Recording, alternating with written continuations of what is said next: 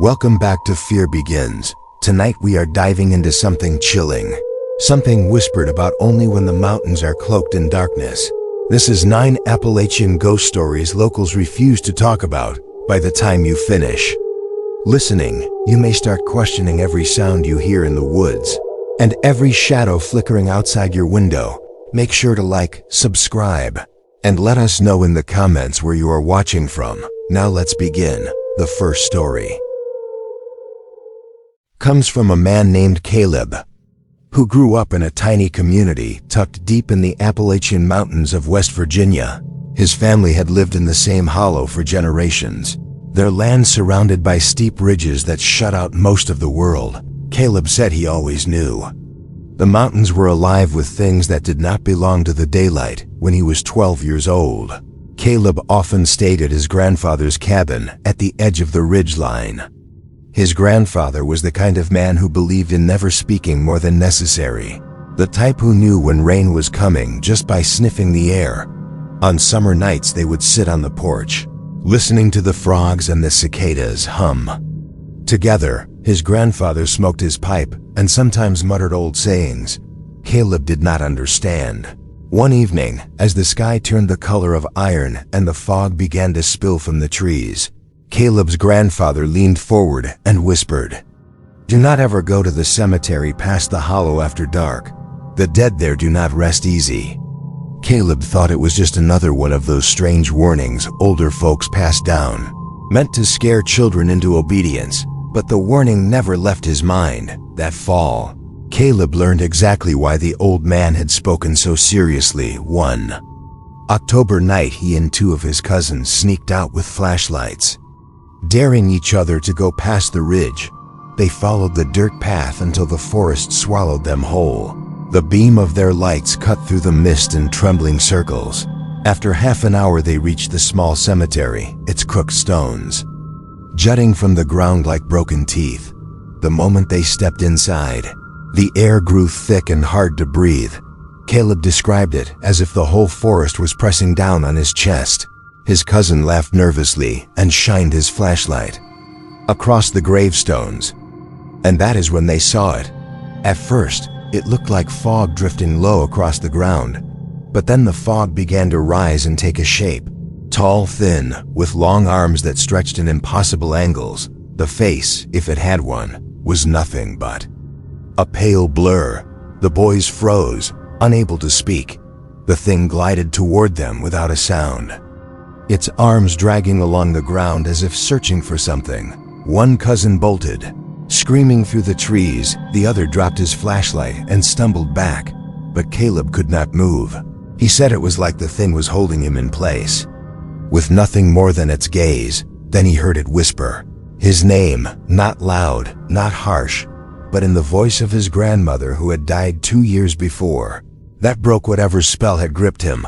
He turned and sprinted harder than he had ever run in his life. He reached his grandfather's cabin, breathless and shaking. The old man was waiting on the porch, pipe in hand, without a word.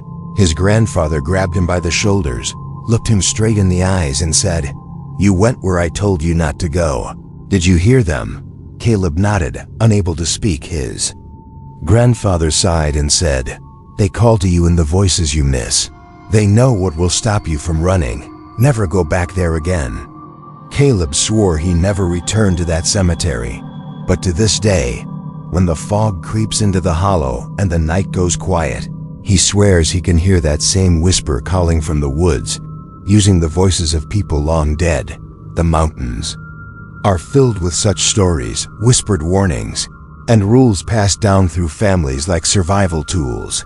Outsiders think they are just superstitions, but those who live in the ridges and valleys know better. Our second story comes from a nurse named Jenna, who moved to eastern Kentucky for work in the late 90s. She rented a small farmhouse outside a coal town. The rent was cheap, and she did not ask too many questions. She just needed a place to stay close to the clinic where she worked. From the first week, she noticed the strange silence. The house set on a narrow road with only 2 other homes within sight, both of them abandoned. The townspeople avoided that stretch. She did not understand why until her second night. Jenna was lying in bed when she heard footsteps on the porch, slow and dragging. She thought maybe some teenager was playing a prank. She grabbed a flashlight and threw open the door, but no one was there. The boards were damp with dew, untouched. She laughed it off, thinking she had imagined it. The following nights the footsteps came again, always around the same time, always slow, dragging. Each step heavier than the last. She stopped opening the door, but that did not help. Soon the sound moved inside.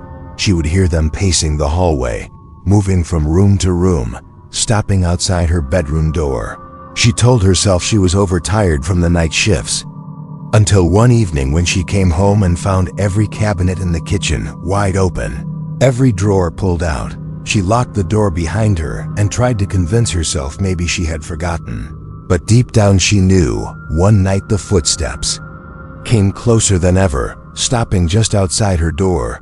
She pressed her back against the headboard, clutching her flashlight. When the knob began to turn, slowly, steadily, she whispered prayers under her breath. Finally, with a loud snap, the sound stopped. The knob froze. The next morning she packed her bags and moved out. When she told a local coworker what had happened, the woman looked at her with wide eyes and said, "Honey, nobody stays in that house for more than a month. It belonged to a miner who disappeared underground, and they say he never really came back." Jenna never returned, but to this day she refuses to drive down that road, and when asked why, she only says, "The dead do not walk the halls quietly." These are the kinds of stories that cling to the Appalachian Mountains like mist.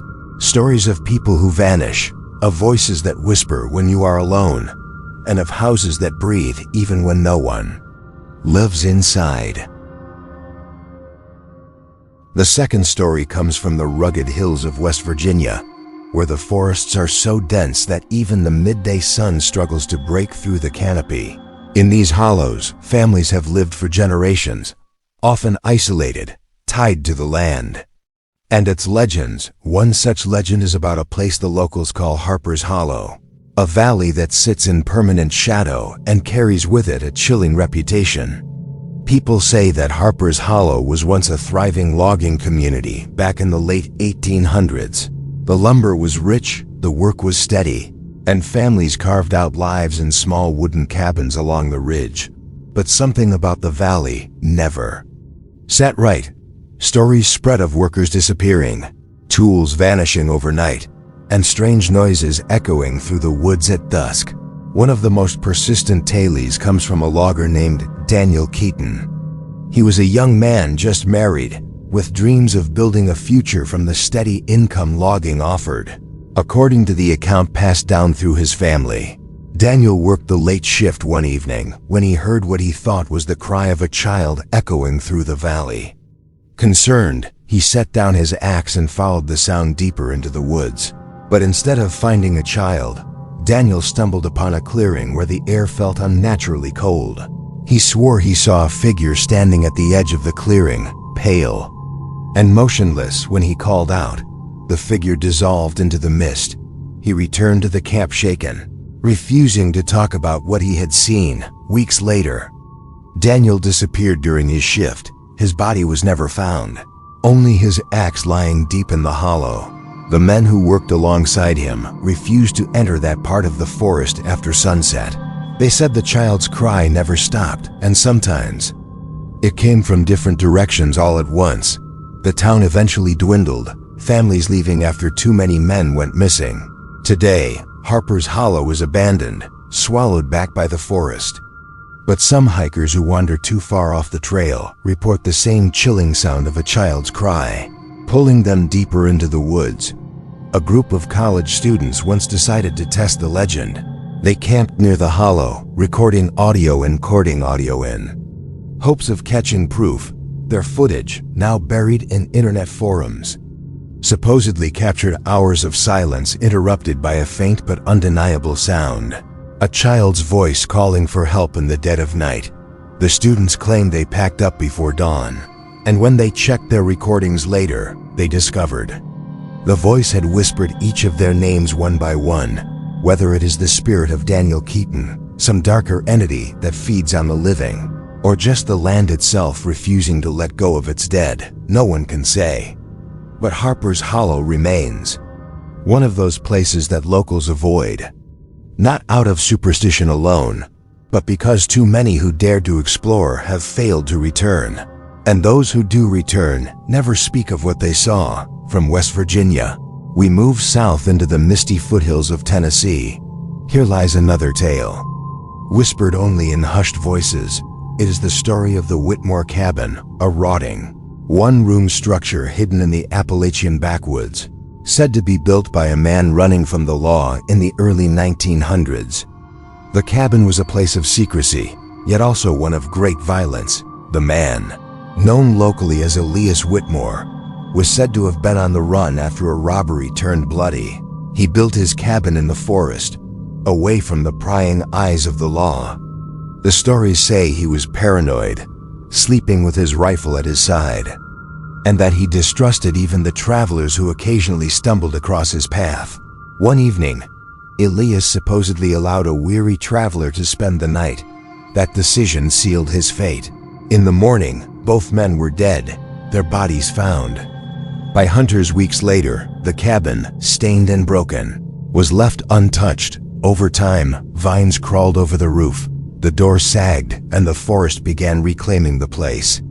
But the story did not end there. Hunters, hikers, and the rare brave explorer began reporting strange sights near the cabin. They described hearing muffled arguments coming from inside, the sound of boots pacing across the warped wooden floor, and sometimes, late at night, the unmistakable sound of a gunshot echoing through the hollow. When they would investigate, the cabin appeared empty, its windows black and lifeless. One chilling account came from a pair of brothers hunting deer near Whitmore Cabin, they claimed. They set up camp a half-mile away, only to be woken by shouting and a sharp crack of a rifle. They grabbed their gear and ran toward the sound, thinking another hunter had gotten into trouble. But when they reached the cabin, it was silent. The inside was thick with dust. No footprints disturbed the floor, yet the faint smell of gunpowder lingered in the air. Over the years, the cabin has gained a reputation as cursed ground. Locals warn outsiders that if you step too close after dark, you may hear the fatal argument, replaying itself over and over. Some even believe that Elias is still there, trapped in his paranoia, reliving the betrayal that ended his life. Perhaps he lingers, waiting for someone else to take his place. Or perhaps the land itself has etched the violence into its bones. Travel bloggers who have stumbled across Whitmore Cabin rarely stay long. Many refuse to post their coordinates, afraid of what attention might bring. One hiker confessed online that she walked around the cabin 3 times, each time hearing the faint sound of boots behind her. Though she was alone, she described the feeling of being watched through the cracks of the broken window. And by the time she fled, her skin was crawling with dread. The Whitmore Cabin is a reminder of how quickly stories grow roots in Appalachia. What began as the tale of a fugitive ended as a warning, an unspoken boundary marked in silence. The cabin still stands, rotting away slowly, but even as the wood collapses, the story only grows stronger. Locals shake their heads when asked, refusing to give details, saying only that the woods remember, and some things are better left alone. And it is in stories like these where Appalachia separates itself from ordinary ghost tales. Here, the land and the people are intertwined. Every tragedy leaves behind not only memories but impressions, like fingerprints pressed into the very soil. And while outsiders may dismiss these as just tales, those who live here know better. They know that ghosts in Appalachia are not always tied to people. Sometimes they are tied to the land itself. The third story takes us into the Blue Ridge Mountains of North Carolina, a place where the ridges are so steep that sunlight fades hours earlier than in the valleys below. It is here, tucked into a quiet pass, that the legend of the widow's lantern lingers, whispered by hikers and old-timers alike. The story begins in the late 1800s. When a woman named Margaret Holloway lived in a small mountain home with her husband Thomas, he worked long days hauling timber down from the ridge, while Margaret tended their home and waited each evening with a lantern in the window. It was their routine, their sign to each other that all was well. But one winter night, Thomas did not return. The details are hazy, but the story says there was a sudden snowstorm. Blinding and relentless, men from the town searched for Thomas but found no trace of him, only his broken sled at the bottom of a ravine. Margaret, refusing to accept his death, lit her lantern every night, waiting for him to find his way home. She kept this vigil for years, her body withering, her voice growing quiet, until one night she too disappeared. Her lantern was found burning in the window, though no oil remained in the glass ever since. Hikers and travelers have claimed to see a faint light glowing deep in the woods, sometimes bobbing slowly along the trail as if guiding lost souls. Some believe it is Margaret still searching for her husband. Others say it is a warning that if you follow the widow's lantern, you will never return. The most terrifying accounts come from those who swore they saw the lantern ahead, only for it to vanish, leaving them disoriented, alone, and far from the trail they thought they were on. One park ranger shared a chilling encounter. He was checking the trails one evening when he saw a dim light ahead. Assuming it was a lost hiker, he followed, calling out, but the light kept moving, always just out of reach. After nearly an hour, he realized he had been led far off course into a part of the forest he did not recognize. When the light vanished, silence fell so heavy it pressed against his chest. He made it back only by following the river downstream, he later admitted. He never patrols that section of the trail alone again. Another tale tells of a group of campers who spotted the lantern across the ridge at dusk. They watched it flicker and bob, assuming it was another group setting up for the night. But at midnight, they awoke to the sound of footsteps circling their camp. No one was there. The lantern glowed faintly through the trees, closer this time, as though Margaret herself was searching among them. The group left at sunrise, shaken and unwilling to ever camp in that area again. Whether it is grief binding Margaret to the earth, or the forest itself shaping her sorrow into something eternal, the widow's lantern continues to glow, a symbol of love twisted by tragedy. And though the story may be framed as romantic, those who have felt its presence know it is something much darker. For in the Appalachian woods, grief does not simply vanish, it becomes something else, something that walks with the living. Leaving North Carolina behind, we drift east toward Virginia, where another story sits heavy in the fog. It is the legend of the Ashford Church, a crumbling ruin that locals say holds more than stone and memory.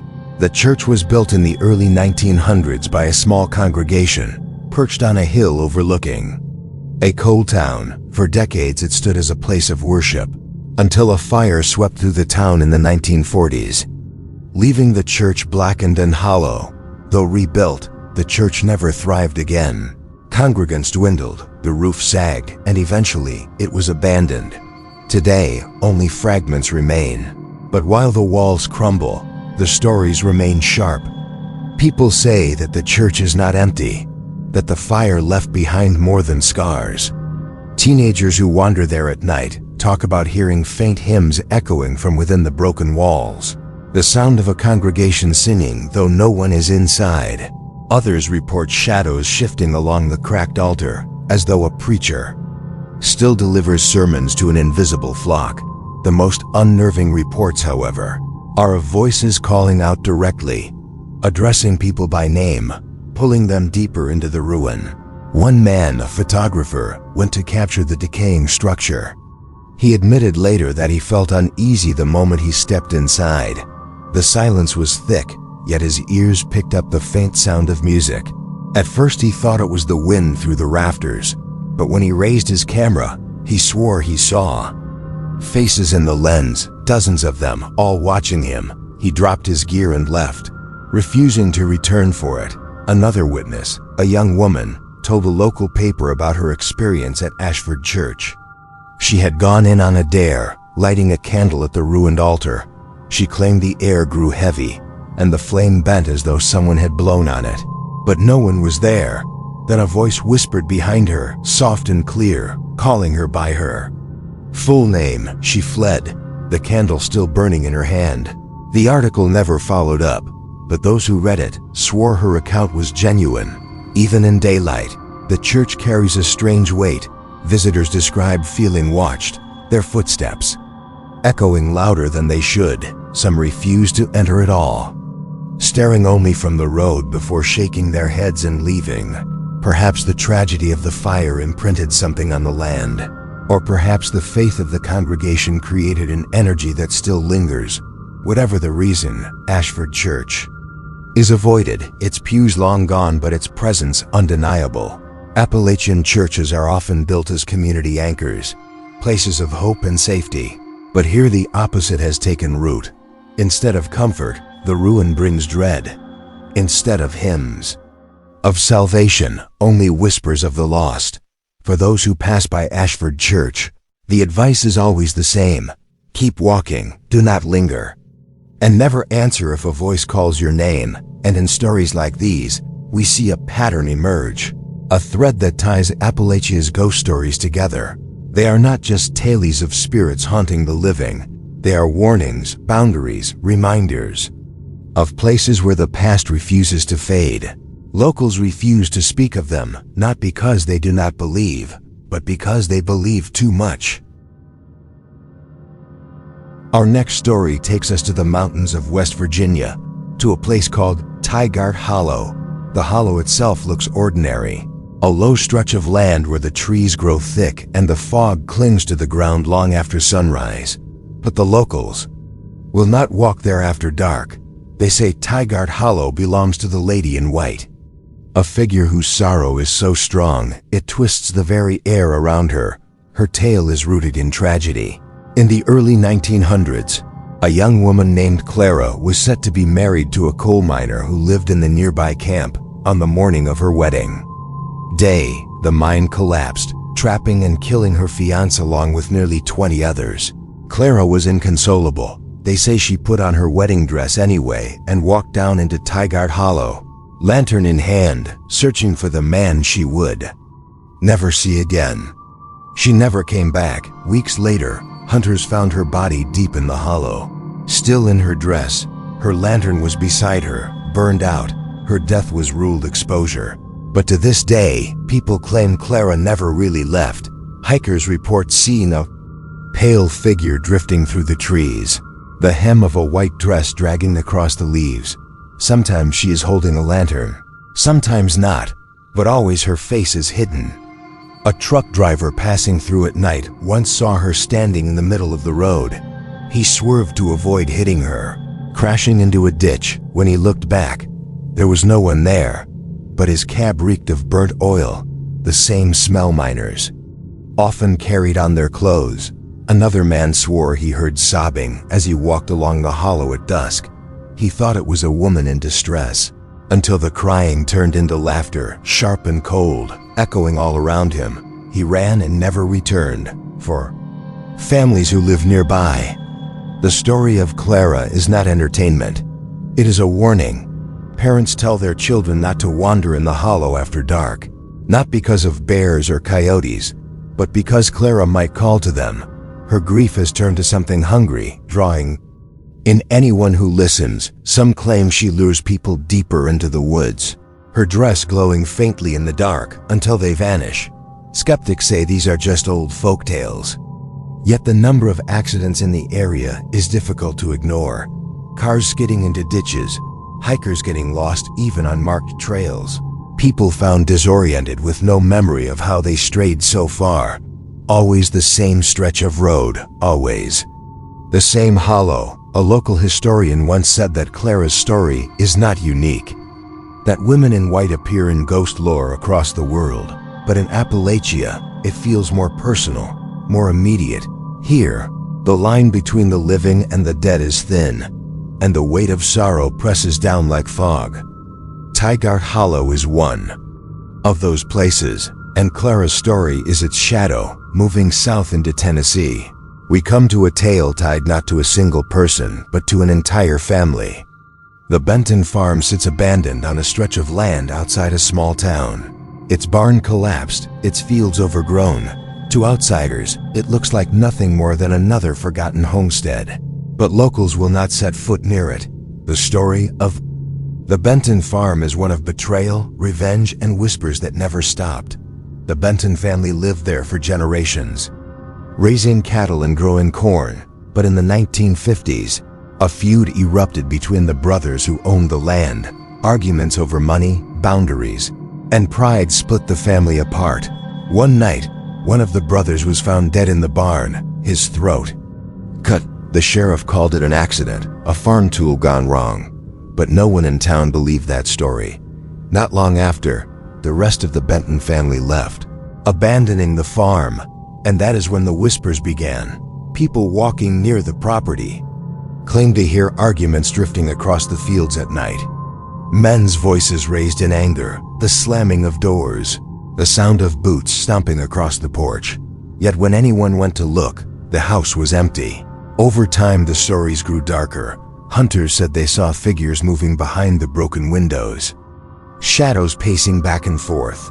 A woman once said she heard someone calling her name from the farmhouse, the voice low and familiar, like her late father's.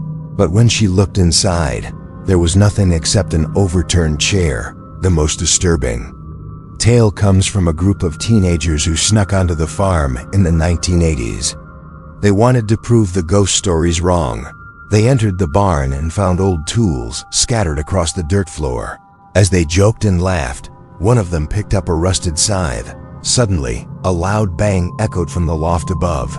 They froze, thinking it was an animal, but then a man's voice shouted, clear and furious, "Get out of my land." The boys dropped everything and ran. One of them swore that as he glanced back, he saw two men in the loft, glaring down, their faces twisted with rage. Even now, the Benton farm sits untouched, the land still in dispute among distant relatives. Some believe the brothers' feud never ended, that their spirits remain locked in argument. Others say the violence that took place there rooted itself in the soil, twisting the air so that no peace can exist on that land. What makes the Benton farm particularly unsettling is its silence.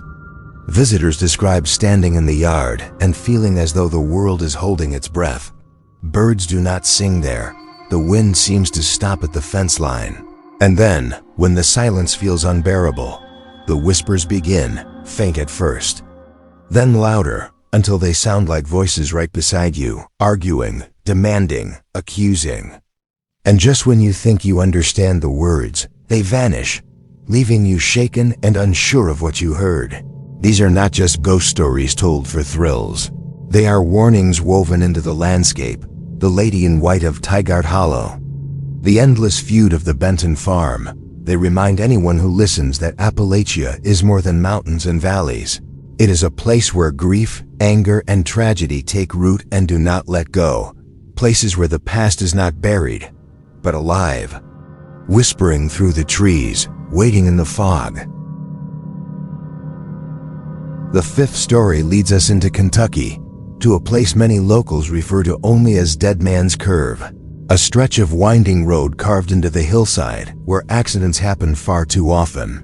The road itself is treacherous, narrow, and bordered by steep drops on one side and jagged rock walls on the other. But it is not only the danger of the landscape that makes people avoid it.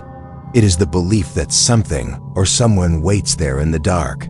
According to legend, Dead Man's Curve was the site of a fatal carriage accident in the late 1800s. A man named Elias Harland was driving his horse-drawn wagon at night when he lost control on the bend.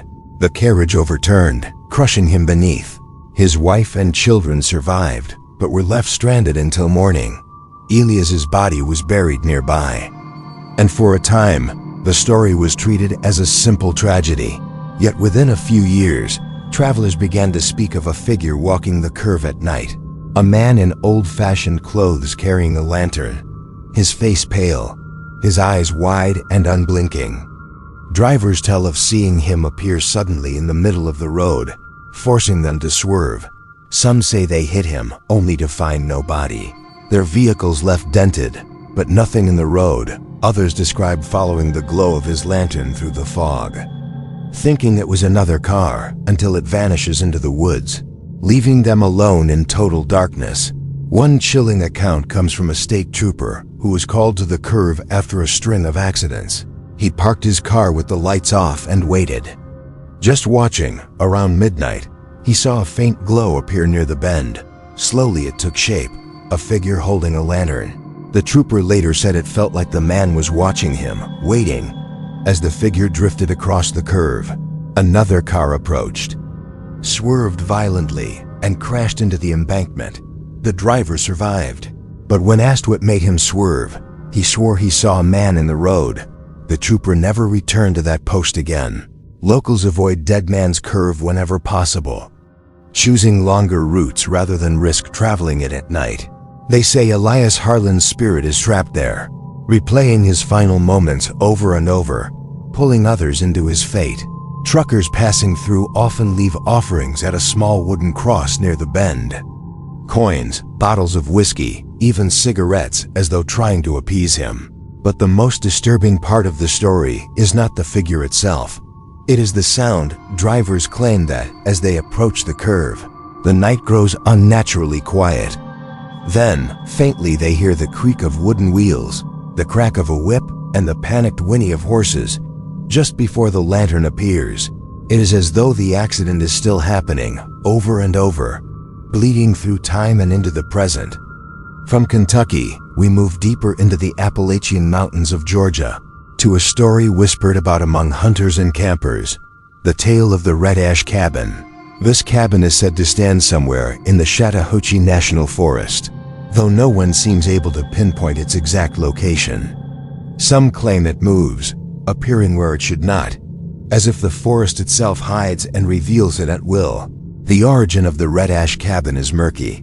Some say it was built by a trapper in the early 1900s, who vanished one winter and was never seen again. Others claim it was once a moonshiner's hideout, burned and rebuilt after raids.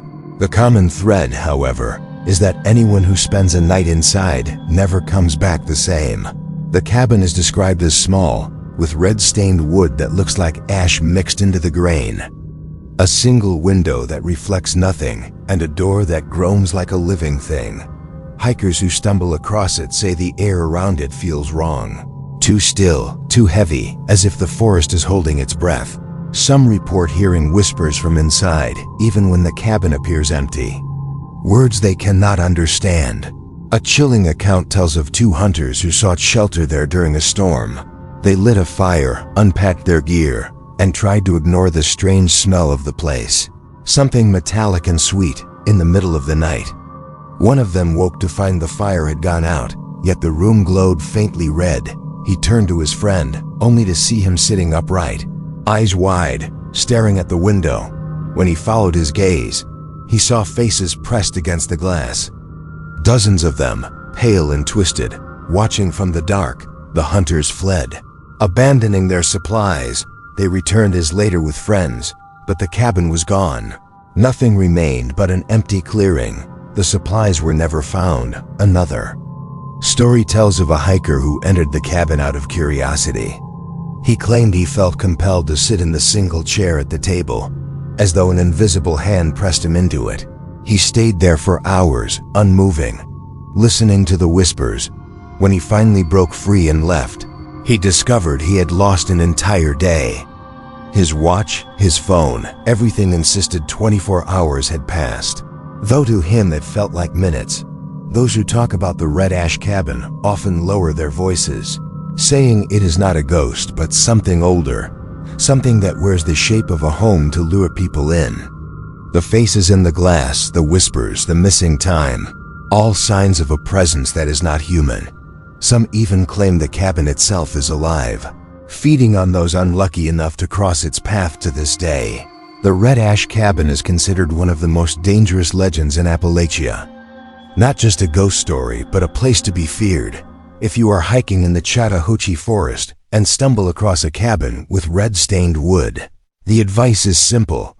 Do not enter. Do not linger. Walk away, no matter how curious you are. Dead. Man's Curve and the Red Ash Cabin remind us of the strange balance in Appalachian stories. On one hand, there are restless spirits bound to a single tragic moment. On the other, there are places that feel alive in their own right, pulling people into something far older than memory. Together, they form a tapestry of warnings, each thread a reminder that the mountains hold secrets best left alone. The sixth story takes us into the remote hollows of eastern Kentucky, where the legend of the Witch of Cinder Gap is still spoken about in hushed tones.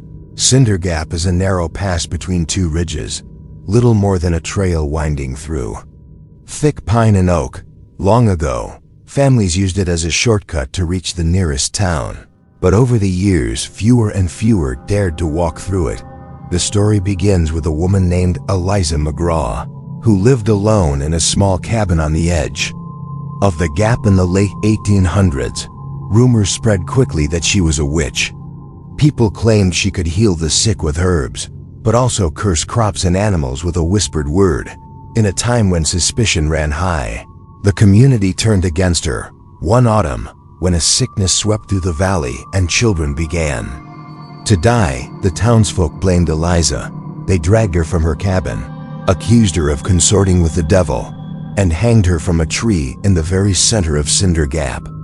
It is said that before she died, Eliza cursed the land, promising she would never leave. Her body was left hanging for days before the sheriff ordered it buried in an unmarked grave. But the curse lingered. People who crossed through Cinder Gap after dark began to report strange happenings. The sound of a woman humming an unfamiliar tune, footsteps following just behind them, and worst of all, the sight of a shadowy figure swinging gently from the branches, her head bent at an unnatural angle. Travelers who dared to walk the gap after sundown often returned pale and shaken, claiming the air grew heavy, almost choking, and that they heard a woman whispering in their ear. The whispers were never clear, but one phrase has been reported again and again: "You left me here." One story tells of a group of boys in the 1930s who decided to prove their bravery by walking through the gap at midnight. They carried lanterns and laughed to hide their fear, but halfway through, their lanterns went out all at once. They later claimed they heard the creak of a rope tightening above them, followed by the sound of something heavy brushing against the ground. They ran, tripping over each other, and when they burst out of the gap, one boy had deep scratches down his back as though clawed by invisible hands. Another account from the 1970s describes a truck driver who cut through the gap late one night. His headlights illuminated a figure in the road, a woman with tangled hair and a long dress. He slammed the brakes, but when the truck stopped, she was gone. Shaken, he got out to look, and that is when he heard the humming, low and steady, rising from the trees. He swore he never used that route again. Even now, locals refuse to cut firewood from the trees in Cinder Gap. They say the wood burns too hot, spitting sparks like fire trying to escape. Hunters avoid it as well, claiming the animals will not cross into the gap, as if even they know the place is tainted. And though modern skeptics laugh, those who live near the hollow still whisper Eliza McGraw's name with caution, believing her spirit remains, watching, waiting, punishing anyone who dares disturb her resting place. From the cursed pass of Kentucky, we move north into the mountains of Pennsylvania, where another tale waits, this one tied not to a witch but to a house. The Ridge's Hollow House, as it has come to be known, is a crumbling farmhouse that locals insist is a gathering place for the dead. Built in the late 1800s, the house once belonged to the Carter family, farmers who struggled through harsh winters and poor soil. By the early 1900s, the family had dwindled, with only the matriarch, Abigail Carter, left in the home. She was known as a stern woman, deeply religious, who rang a brass bell every evening at sunset to call her children inside. After her death, the bell was left hanging on the porch, rusting but still intact. The stories began not long after. Neighbors said they could hear the bell ringing at dusk. Even though the house was empty, Soon, people passing through the hollow at night claimed to see figures moving through the windows, silhouettes against the lamplight, as if the Carter family had returned to carry out their evening routines. But when anyone entered the house, it was silent, the air stale and cold. One particularly chilling account came from two hikers in the 1950s. They decided to camp near the farmhouse.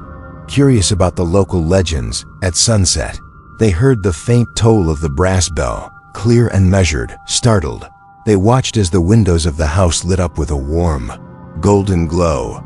Figures moved inside, shapes of men, women, and children. Going about their business, the hikers stood frozen, convinced they were seeing ghosts of the past. Then, one of the figures turned toward the window and raised its hand, waving slowly, deliberately, as if it could see them watching. The hikers fled, leaving their gear behind. Other visitors have reported entering the house and hearing the sound of chairs scraping, footsteps moving overhead, even laughter echoing through the halls. Yet the rooms remain empty, the furniture long gone.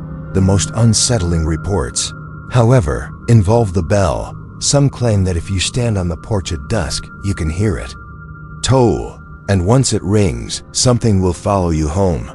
A man who worked as a delivery driver once shared his story. He had parked near the hollow to rest, not knowing about the legends. At sunset, he heard a bell ring faintly in the distance. That night, back at his own house miles away, he woke to the sound of footsteps in his hallway. The next evening, the bell rang again, though there was no church or house nearby. He left town shortly after, convinced something had followed him from the Ridge's Hollow house.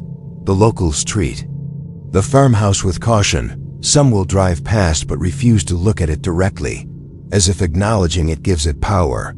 Others leave offerings at the fence line, coins, flowers, even small toys, perhaps to appease whatever lingers there. For in Appalachia, places like this are not abandoned. They are claimed, marked, and remembered in ways that defy time. The Witch of Cinder Gap and the Ridge's Hollow House remind us of the diversity of Appalachian hauntings, one born of human cruelty and vengeance, the other of lingering family bonds that refuse to fade. Both serve as stark warnings, not only about what we cannot see, but about what we carry with us long after the living are gone. Our seventh story takes us to West Virginia, deep in the shadowed forests where the hills swallow sound and the fog lingers long into the morning. This tale is known as the Phantom Miner of Hawk's Nest, and it is one that old families still speak of with a shiver. Back in the early 1900s, coal was the lifeblood of West Virginia, and Hawk's Nest Mine was one of the busiest operations in the region. Men from miles around came to work in the dark tunnels, breathing in the dust and risking their lives with every shift. Among them was a man named Thomas Avery, known for his quiet nature and his loyalty to his family. The tragedy began when an explosion ripped through the mine one summer morning. A buildup of gas ignited, collapsing a section of the tunnels. Dozens of men were killed instantly, and many more were trapped. Rescue teams worked desperately, but in the chaos, some families were left without answers. Thomas Avery was one of those lost. His body was never recovered, swallowed by the earth. Soon after the disaster, strange reports began to surface. Miners claimed they saw a figure deep in the tunnels, a man covered in soot, his helmet light glowing faintly. He would appear at the edge of the shadows, watching silently before vanishing. Some men swore the figure guided them out when cave-ins threatened, as if warning them of danger. Others said he led them deeper into the tunnels, only for them to realize they were hopelessly lost. The stories grew darker as time passed. One miner recalled hearing a voice calling his name in the pitch black, a voice that sounded like Thomas Avery's. He followed the voice until his lamp sputtered out, and when light returned, he found himself inches from a sheer drop. Had he taken one more step, he would have fallen to his death outside the mine. The legend spread too. Families living near Hawk's Nest reported seeing a man walking the roads at night, his clothes torn and blackened. His face was obscured by dust. but his hollow eyes glowed faintly in the dark. Those who tried to approach said he vanished into thin air, leaving behind the acrid scent of smoke and coal dust.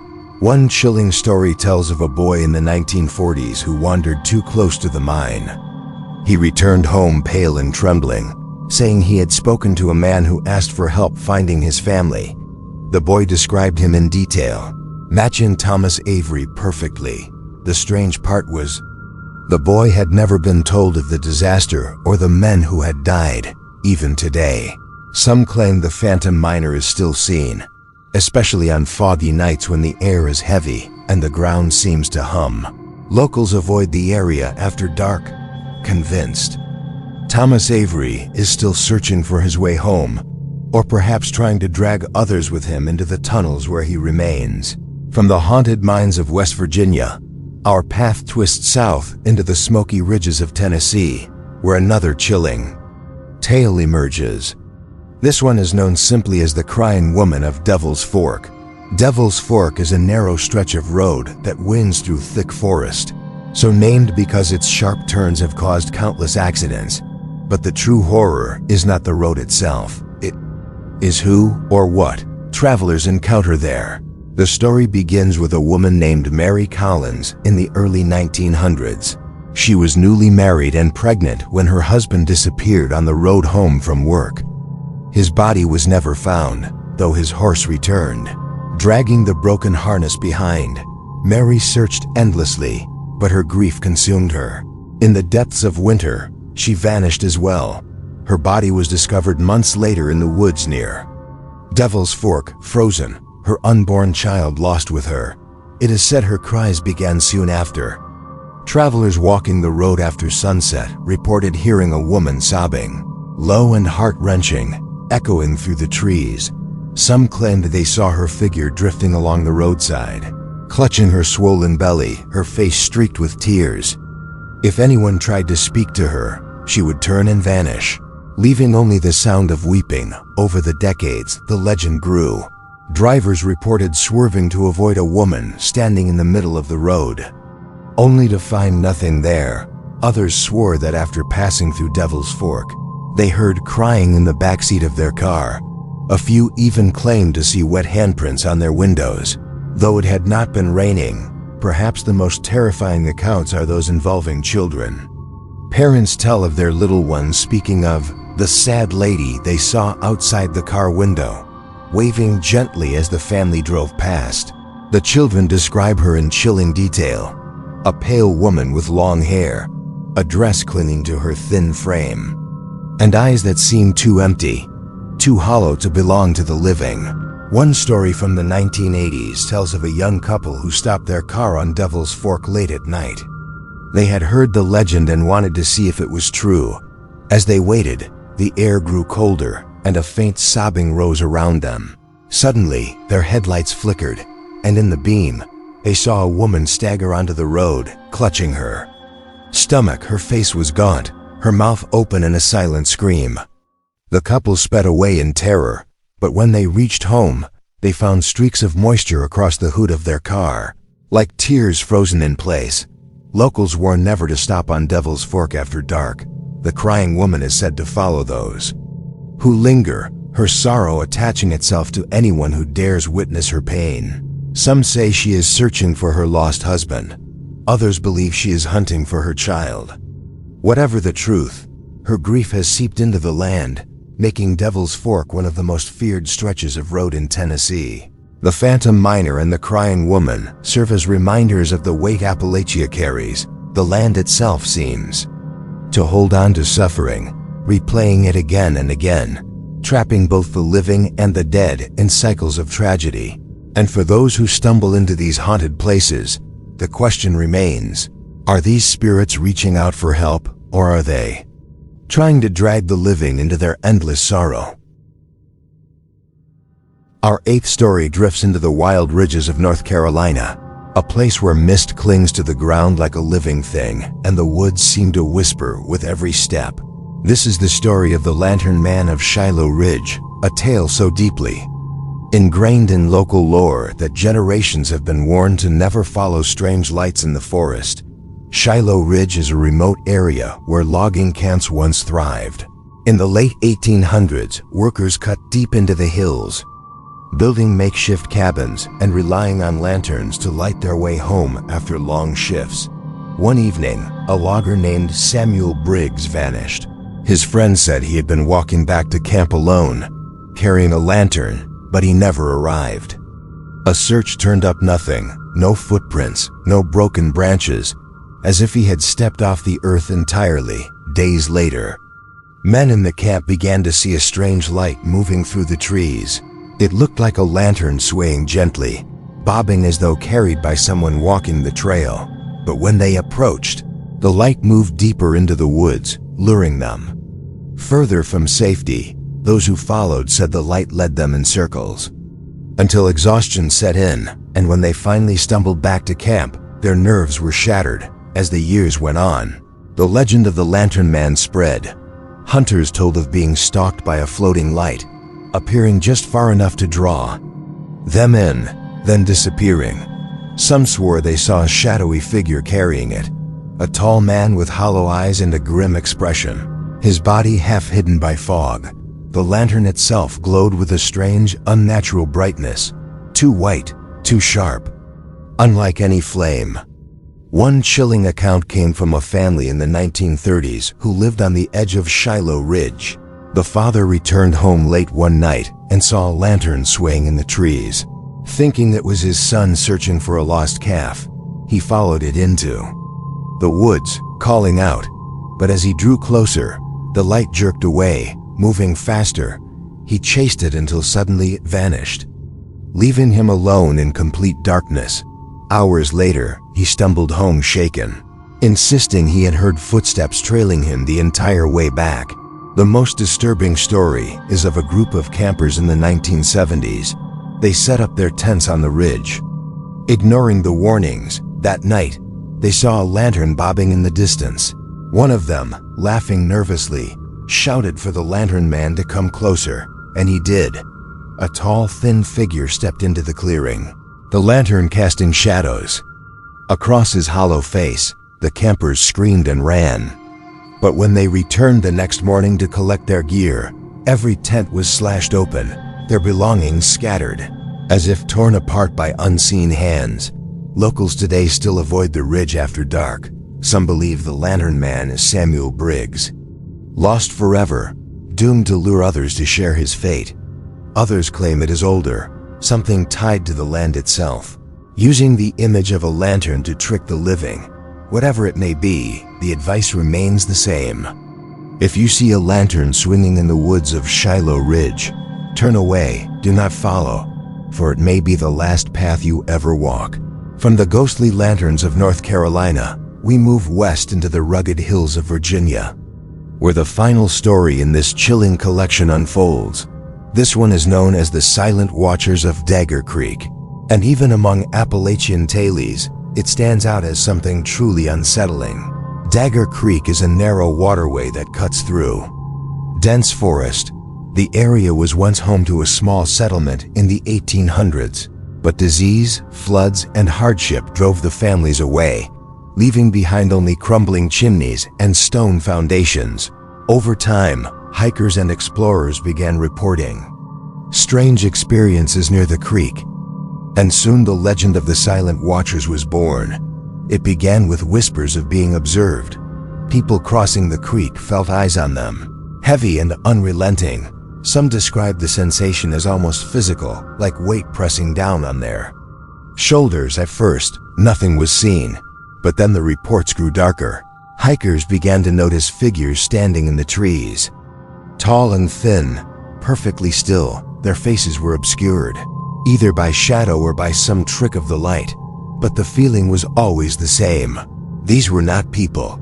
They did not move. They did not speak. They only watched. And when the hikers looked away and back again, the figures were closer, as though inching forward when no one was looking. One unnerving tale comes from a man in the 1950s who camped by the creek. He woke in the middle of the night to silence so complete it hurt his ears. No crickets, no wind, nothing. As he sat up, he saw them. 3 figures standing just beyond the firelight, tall and unmoving. He shouted, but they did not react. He threw a burning branch toward them, and when the flames lit the area, the figures were gone.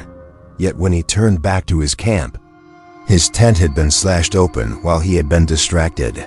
Another account tells of 2 women hiking in the 1980s. They crossed the creek and felt an overwhelming sense of dread.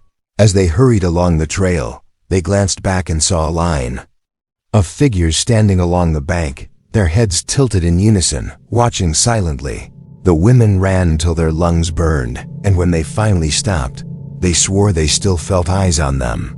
The silent watchers are not tied to a single event or tragedy, and that is perhaps what makes them more terrifying.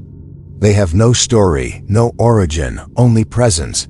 They do not speak, they do not chase. They simply observe as though waiting for something. Some locals believe they are guardians of the creek, protecting it from intrusion. Others whisper they are remnants of something older than human memory, entities that claim the land as their own. What makes the silent watchers so unsettling is their persistence. Even now, modern hikers report seeing shapes among the trees. Too still, too tall to be mistaken for people. Some refuse to return, convinced that if they had lingered even a moment longer, the figures would have stepped closer, surrounding them, trapping them in their silent gaze forever. The Lantern Man of Shiloh Ridge and the Silent Watchers of Dagger Creek are fitting reminders of why Appalachia's ghost stories endure. They are not just tales of death and sorrow, but reflections of the land itself, dark and mysterious, holding secrets it will never willingly give up. And as the mountains rise and fall in the mist, so too do the stories, whispered from one generation to the next, keeping the fear alive, ensuring that the ghosts of Appalachia are never truly forgotten. As we move into the 9th and final story, it becomes clear why locals hesitate to share these tales.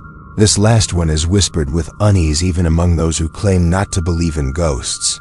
It is known as the Widow of Black Hollow, a figure who has haunted a secluded valley in eastern Kentucky for over a century. Black Hollow is not marked on most maps. It is a deep cut in the earth, surrounded by cliffs and dense laurel thickets. The hollow was once home to a cluster of families who farmed the rocky soil and scraped by. Life there was harsh, but they endured until a winter in the late 1800s brought sickness and death, wiping out nearly every household. Only one woman survived, a widow named Eliza Harrow. Eliza buried her husband and children in the frozen ground with her own hands. Afterward, she withdrew from the remaining settlers, choosing to live alone in the hollow. Those who saw her described her as gaunt and hollow-eyed. Draped always in black, she became something of a specter in life, wandering the creek beds and fields with no purpose. When spring came, the other families abandoned the hollow, unwilling to stay in a place so drenched in grief. But Eliza remained. For years, travelers who passed near Black Hollow spoke of seeing a woman in black watching from the shadows. Sometimes she stood at the edge of the road, other times on the ridge above, unmoving. Her presence unsettled everyone who saw her, and many swore never to return. Eventually, reports say, she died there alone, with no one to mark her passing. But if death freed her, it did not end her presence, because the Widow of Black Hollow was only just beginning. The first real account of her ghost came from a trapper in the early 1900s. He was following the creek when he noticed a woman in black standing among the trees. She lifted her hand as if to beckon. He followed, convinced she needed help. But as he drew close, she vanished, and the woods grew unnaturally silent. That night, he camped near the hollow, but woke to find her face inches from his own, pale and sunken, with eyes like black pits. He ran without looking back, leaving his traps behind in the decades since. Stories of the widow have multiplied. Hunters hear footsteps pacing behind them, only to turn and find her standing still, watching. Hikers report cold hands brushing their arms in the dark, always followed by the vision of a woman in tattered Black, some see her carrying the lantern, others hear her whispering a name, sometimes their own. One of the most disturbing stories comes from a group of teenagers in the 1960s who camped in Black Hollow as a dare. They sat around a fire, laughing, when one of them noticed a figure at the edge of the clearing, the widow, standing silently in her black dress. Her face was pale, her mouth twisted as though frozen mid-scream. The boys hurled rocks at her, but she did not move. Only when they turned to grab their gear did they realize she was suddenly gone. Moments later, the fire collapsed into ash as if smothered, plunging them into darkness. Their screams echoed through the hollow, and by morning, they were found wandering along the road, unable to explain what had happened. More recent encounters describe her as growing bolder. Drivers passing near the hollow at night say she appears in the road, forcing them to swerve. Others tell of her appearing in the back seat of cars, glimpsed only in the rearview mirror, her face always pale. Her dark eyes staring, she never speaks, but her silence is worse than words. What unsettles locals most is that the widow does not seem confined to Black Hollow anymore. Travelers claim to have seen her miles away, on ridges and roads that lead toward the valley, always watching, always waiting, as though her grief has spread beyond her burial ground, drifting with the mist. The legend warns never to acknowledge her, never to meet her gaze, for those who do are said to dream of her night after night, each time closer, until finally she is at their bedside, one cold hand resting on their chest. If the stories are to be believed, those who wake to her touch never see the sunrise, and so the widow of Black Hollow endures, a spirit born of loss and sorrow, but fueled by something darker. Whether she is a restless soul or something far more sinister wearing human grief as a mask, no one can say. What is certain is this: if you find yourself walking the roads of eastern Kentucky at night, and you see a woman in black watching from the trees, do not stop, do not follow, and whatever you do, do not let her catch your eye. Her story completes the circle of Appalachian ghost tales. 9 accounts of shadows that linger in valleys and ridges, woven from history, tragedy, and fear. They are more than stories told to pass the time. They are warnings, whispers of a land that remembers every sorrow, every loss, every restless spirit. The Appalachians hold beauty beyond measure, but also a darkness that resists the march of time. For every ghost story that has been told, there are countless more left unspoken, kept quiet by locals who know better. Because here, in these mountains, the line between the living and the dead is not a boundary, but a crossing, and sometimes, what waits on the other side refuses to stay hidden. Even though there is still more to say about why these tales endure, to truly understand the ghost stories of Appalachia, you have to step into the landscape itself. The mountains are ancient, older than bones, older than the memory of people who walk among them. They rise and fall like a restless sea frozen in stone, holding valleys so deep that sunlight struggles to touch the ground. In those valleys, life has always been hard, and hardship breeds stories. Generations of settlers carved homes out of wilderness, often isolated for miles in every direction, without neighbors, without constant contact with the outside world. The mind begins to listen more closely to every sound: the creak of branches, the howl of the wind, the sudden silence of crickets. It is in those silences that fear takes root. And fear, in turn, creates ghosts. What makes Appalachian ghost stories so haunting is their realism. They are not tales of grand castles or distant wars.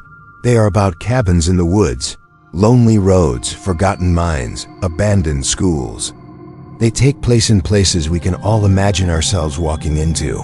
The familiar is what makes them terrifying, because they remind us that the line between comfort and dread is often thinner than a sheet of paper. Take, for example, the recurring image of lanterns. We saw it with the Lantern Man of Shiloh Ridge, a light in the darkness that beckons. Lanterns once meant safety. They guided workers home, lit the path through dangerous terrain. Yet in these stories, the lantern is twisted into a trap. A lure, a symbol of deception. This contrast, something safe turned sinister, is at the heart of Appalachian horror. It plays on trust, then shatters it. The same can be said for The Widow. Of Black Hollow, grief and mourning are universal experiences, but in her story, grief becomes eternal, twisting into something that hunts the living. Her black dress, once a sign of mourning, becomes a warning. Her silence, once an expression of loss, becomes predatory. The horror comes not from violence, but from sorrow turned unnatural, from humanity stretched into something inhuman. The storytelling style in these tales mirrors the land itself, slow, winding, patient. They rarely rush to the scare. Instead, they lull the listener into a rhythm, letting the weight of detail press in like the trees pressing against a clearing. The suspense grows not from what is seen, but from what is almost seen. What might be waiting if you stare too long? Consider the pacing of these narratives. A character approaches an old house, walks through a hollow, crosses a creek. Each step described, each sensation lingered upon, until the ordinary becomes unbearable. By the time the ghost appears, the listener's nerves are already raw, ready to shatter. That is why these stories stay with people, because the fear does not arrive suddenly, it builds slowly, like fog creeping through the branches, until you realize you are surrounded. The audience for these stories is drawn from people who crave this kind of immersive dread. They are not looking for cheap jump scares or flashy monsters. They want the kind of fear that feels like it could happen to them. Stories that sound like they could be told by a neighbor, a friend, a family member. The closer the story feels to reality, the deeper the chill. This is why the narration always begins with the familiar. A childhood home, a logging camp, a lonely road. The story roots itself in something ordinary, before tilting the world just enough to let the uncanny slip through. That tilt is subtle, almost invisible at first, but once noticed, it cannot be undone. What makes these Appalachian tales unique is their tie to the land. The ghosts are not random. They are born of place. They belong to hollows, ridges, creeks, roads, and houses. Remove them from that setting, and the story loses power. This creates a sense that the land itself holds memory, that every tragedy, every sorrow, leaves an imprint that refuses to fade. For locals, these stories are both warnings and affirmations. They remind people of the dangers of isolation, of the thin veil between life and death, but they also affirm the resilience of those who endure. Surviving in a haunted land is its own kind of strength. It is no wonder that so many who live in the mountains pass these stories on, not as entertainment, but as truth. Listeners outside Appalachia, meanwhile, find fascination in the unfamiliar to them. The hollows and ridges are exotic, mysterious, untamed. The ghost stories become a way to peer into a world that feels both beautiful and threatening. It is not just about the ghosts, but about the sense of stepping into another place, another time, where the rules of the ordinary no longer apply. What ties all 9 stories together is the use of perspective. Each tale is told as if it happened to someone real, sometimes even told in the first person. This choice collapses the distance between listener and subject. It makes the experience personal, immediate. As the narrator describes their pounding heart, their dry mouth, their shaking hands, the listener feels it too. Empathy becomes fear. Transitions in these stories are crafted carefully. One story does not simply end, it drifts into the next. Like a path curving deeper into the forest, the narrator never lets the audience rest too long. Each closing line holds a lingering unease that feeds directly into the opening of the next. This keeps the atmosphere unbroken, a constant thread of dread. Another key element is restraint. The scariest details are often left unseen. A voice muffled through the floorboards, a figure glimpsed at the edge of firelight, a hand brushing an arm in the dark. The mind supplies the rest, filling in what is hidden with something far worse. This restraint makes the stories timeless, because fear of the unseen is universal. To surpass competitors, One must embrace these techniques but deepen them. A story should not only describe fear but embody it. The narration should be textured with contrast, comfort versus dread, safety versus danger, light versus shadow. Every moment of calm should carry a thread of unease, reminding the listener that peace is temporary. The tone should remain conversational but weighted, as though a trusted friend is telling you something they should not. This intimacy makes the fear sharper, because it feels personal, not theatrical. The narrator's voice is not that of a performer but of a witness, someone still unsettled by what they lived through. The structure should balance between variety and consistency. 9 stories, each unique in detail, but all bound by the same atmosphere. By the time the 9th is told, the listener should feel not just fear of each ghost, but fear of the land itself, as though Appalachia itself is alive, holding secrets, refusing to let go. And the final note should always return to the listener, drawing them in. The call to action is not just like and subscribe, but share your own story. Tell me where you are listening from. This transforms the audience from passive viewers into participants, connecting them to the ghostly chain of storytelling. When we step back, we see that these 9 ghost stories are more than entertainment. They are a map of fear, charting the places where sorrow, tragedy, and death intersect with human imagination. They remind us that the land holds memory, and that sometimes memory refuses to rest. So the next time you walk a lonely road at night, or see a light flicker in the distance, or feel eyes watching from the trees, remember the stories of Appalachia. Remember the Lantern Man, the Silent Watchers, the Widow of Black Hollow, and all the others. They are warnings carved into the hills themselves, whispered to keep you safe. But the question remains, are you listening, or will you be the next name added to their endless tales?